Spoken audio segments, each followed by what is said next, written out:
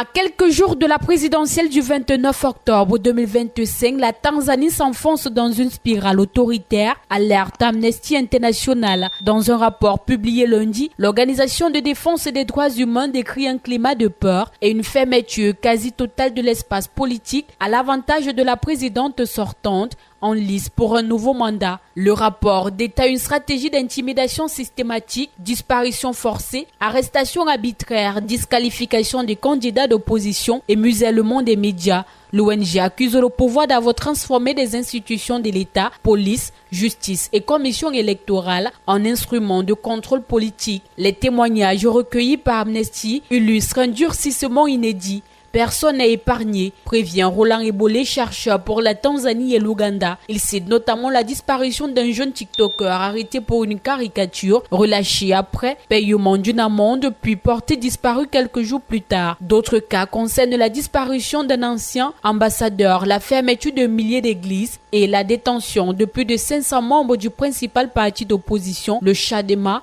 pour avoir tenté d'organiser des réunions pacifiques. Le paysage politique tanzanien apparaît désormais verrouillé. Le principal opposant, Tundu Lissu, reste incarcéré en prison, tandis que Luhaga Pina, ancien membre du parti au pouvoir, passé à l'opposition, a été disqualifié par la commission électorale malgré une décision de justice favorable. Pour Amnesty, cette manœuvre vise à éliminer toute concurrence avant même le vote. L'évolution du régime surprend d'autant plus que Samia Suluhu Hassan avait suscité un vent d'espoir à son arrivée au pouvoir en 2021 après la mort de John Magufuli. Première femme à diriger la Tanzanie, elle avait rouvert les médias censurés, levé les interdictions de rassemblement politique et autorisé le retour à l'école des jeunes filles enceintes. Les débuts étaient donc prometteurs, mais à mesure que les élections approchaient, la priorité est devenue la consolidation du pouvoir. Jamais élu, ayant accédé à la présidence par succession, Samia Suluhu Hassan cherche désormais à légitimer son autorité. Pour Amnesty, cette quête se fait au prix des libertés fondamentales dans un pays où la peur semble désormais remplacer